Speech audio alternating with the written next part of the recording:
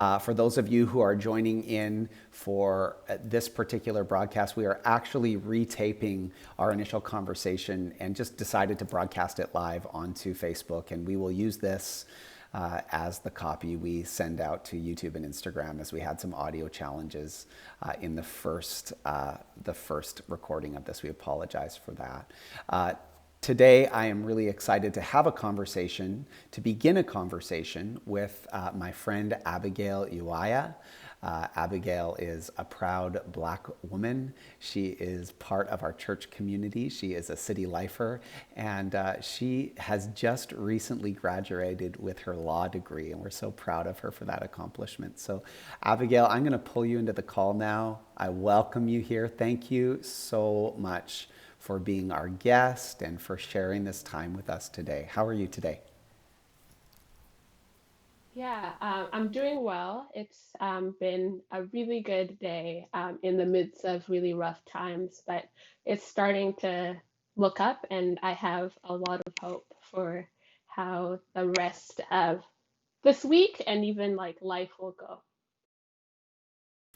I love that. Hey, to start this conversation off, you and I this is the result of a prior conversation that we had that I had started with you on Monday morning, just because my heart was heavy as a pastor, as a leader. I was listening to and watching and feeling the weight of this moment culturally and seeking to understand and recognizing the potential that there are biases, that there are attitudes, that there are internal moments and values perhaps in me that need to be confronted or corrected. I think all of us, to have this conversation, have to begin at a starting point of saying, if there is anything that there may well be something that needs to change in us. I think about David in Psalm 139, where he says, "Search me, O God, know my heart, test me, see if there be any wicked way or offensive way in me." And I think in the same spirit of that prayer, I come today to have this conversation with you, to say, God, if there are things in my life, I want you to adjust them. I want you to correct them. Can we start today just by having a moment where I ask you to help us define some terminology around this conversation? Because if I'm honest, I think a lot of us, and I've heard others express this as well, sometimes feel tentative to wade into the conversation for fear of offending or saying the wrong thing. So would you help us to best represent our hearts by using the right language? Maybe speak to language for a minute or two here. Yeah, and this was part of our conversation earlier as well. And I do understand that when you are trying, and as a Christian, we should always try and meet people with a place of love and treat them with dignity. And I understand the heart behind wanting to honor someone with your words. So I would say, as a Black person, and after doing a lot of research and reading about this myself, the correct term is indeed Black. And I know a lot of people grew up maybe being told that they should shy away from using that term and using the term maybe African American or African Canadian. But the truth of the matter is that the terms African American, African Canadian speak to a specific type of Black person that is not necessarily encompassing. So in the United States, an African American is someone who's a descendant from the slave trade. And in Canada, there's also African Canadians who, there are some who moved up here at the time. If you've heard about the Underground Railroad, so they did move up to Canada and they're African Canadians. And they're Black Canadians um, who are of African descent in some way who moved here years ago. I have a friend who has, her family has been in Canada for centuries. Um, so she's Black, but her family has been here for a long, long time. So I would say that the correct term is Black, but I would also leave you with this advice because I cannot speak for an entire community, and no one Black person can. Black people are not a monolith, and I would say that a good way of doing is just being specific when referring to someone's identity. So for me, I grew up part of my life in Kenya, and so I'm Kenyan, but I'm Canadian. So Kenyan Canadian would be the same as saying Irish Canadian, German Canadian, and that is perfectly acceptable, as it really does speak to the core of my identity. I'm Kenyan and Canadian.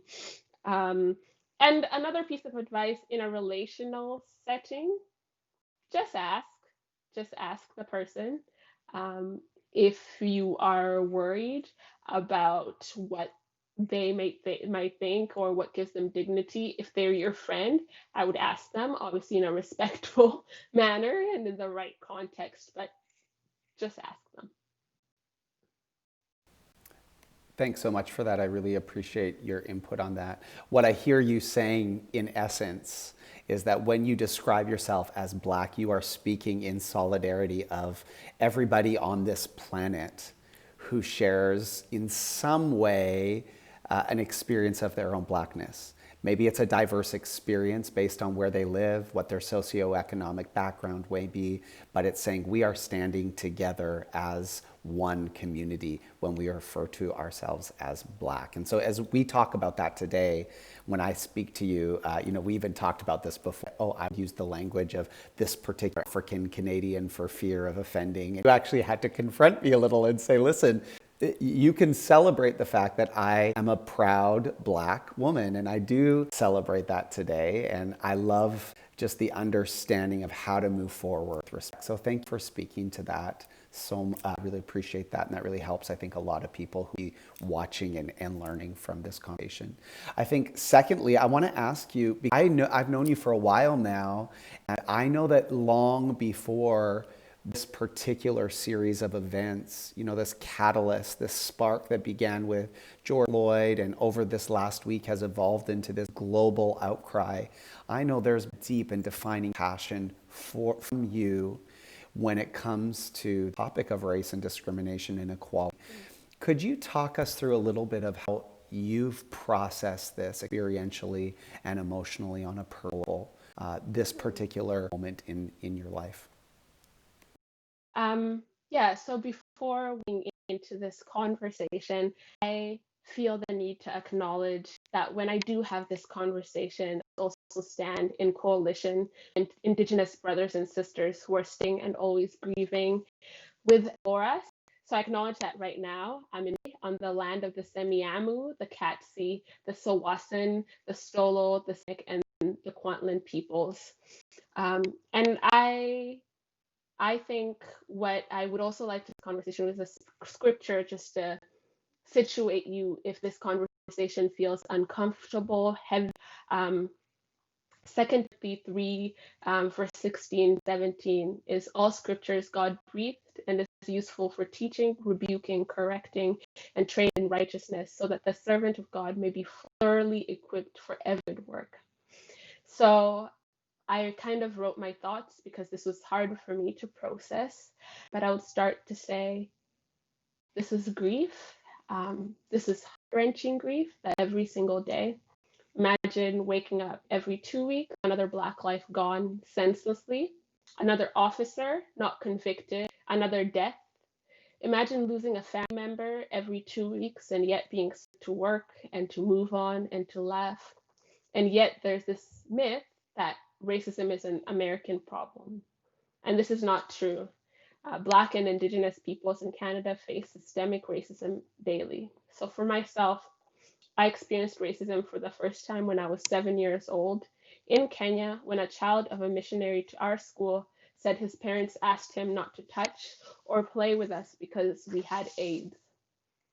So these ideologies are infused in daily life, both in Black majority countries like Kenya, where I grew up, and in countries where we are the minority, like in North America. The message is simple: Blackness is bad. The lighter you are, the less curly your hair is, the less prominent your Africanness was, the better you are. So I moved to Canada when I was 10 years old, and I remember fearing for my life going home because children would wait for me and my 7-year-old sister and try to beat us up. I and many close to me are followed at high-end stores and are asked to leave, the assumption being we are there to steal, not to shop. 2 days ago, and I remember sharing this with you, Pastor Todd, I was stopped at a Shoppers Drug Mart because the security guard assumed I was stealing. I was wearing my Allard Law school hoodie. The white man behind me was not stopped. And in speaking to you, Pastor Todd, you said you have never experienced being stopped at a Shoppers Drug Mart. And I grew up in a church, and it's not this church.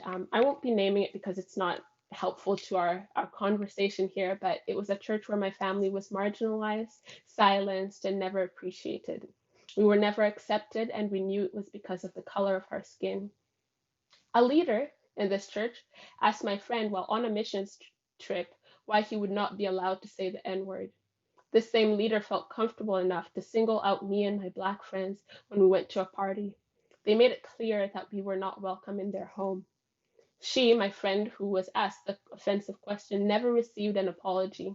And when she brought it up, she was told she was overreacting and needed to give grace. In this same church, questions about race was swept under the rug.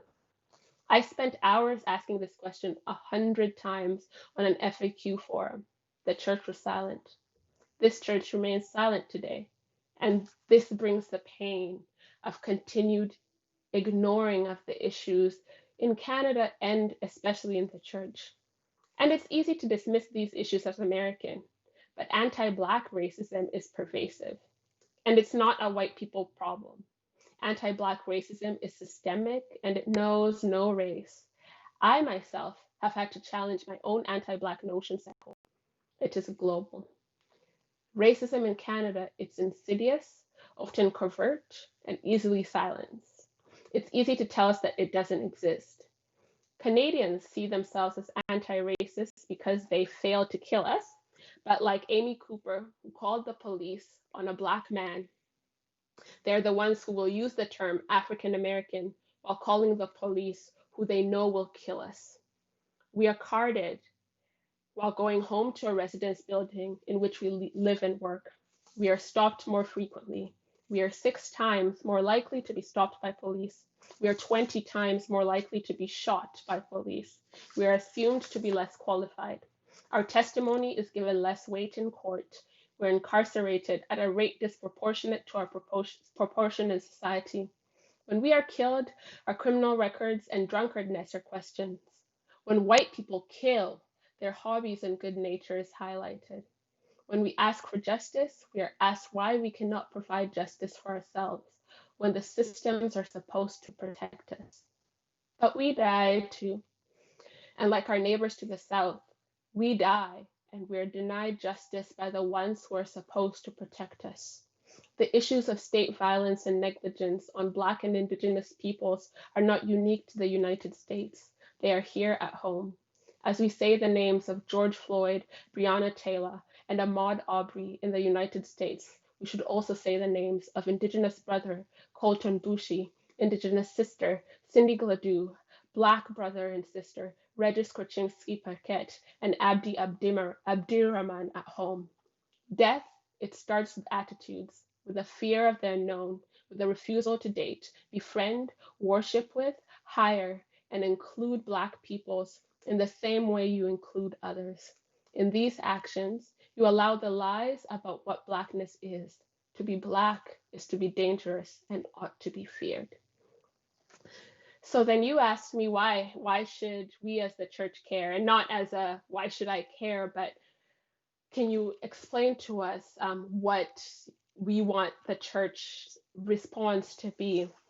And that's besides the fact that we as Christians should believe that human life is precious and to take one's life is a contravention of a commandment.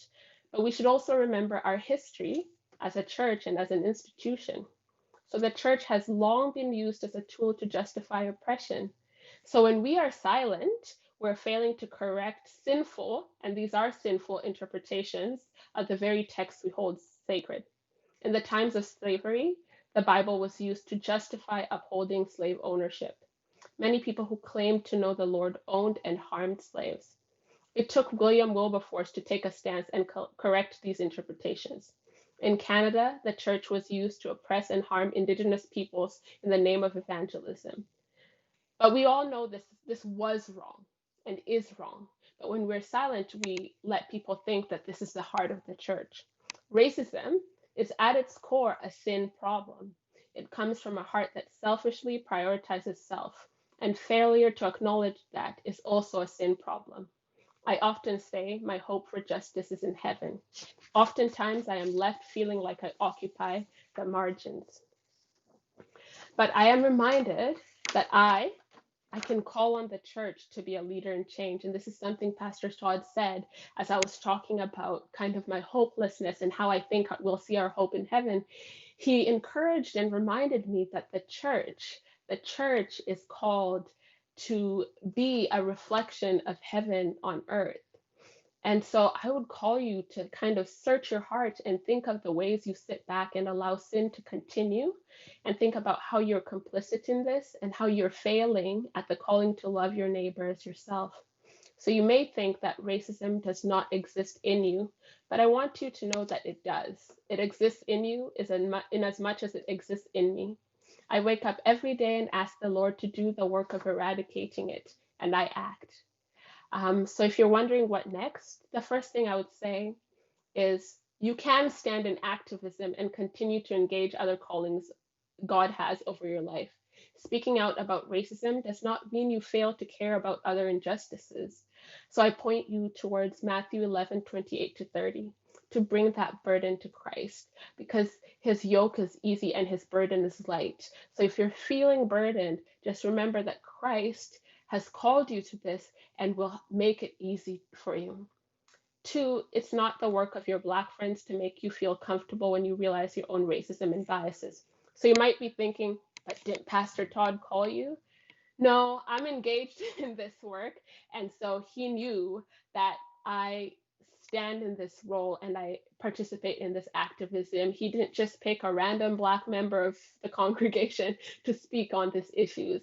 He actually picked someone who is equipped and passionate.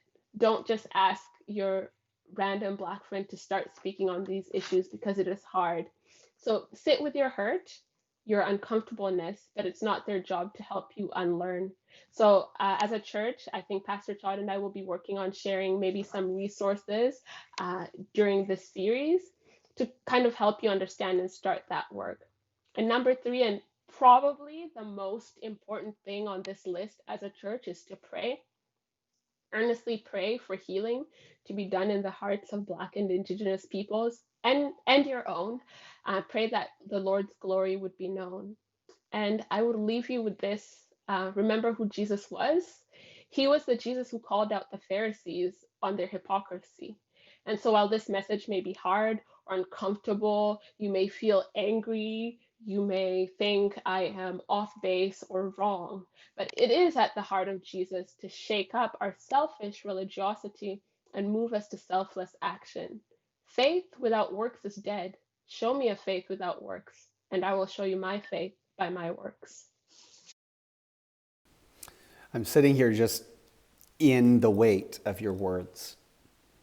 And I think that for every person who's listened and is listening right now, I think it's important for us to sit in the weight of these words, of the stories you and many other people are sharing in this moment, from Aboriginal roots to Black roots to people who have felt marginalized in other communities and experienced racism.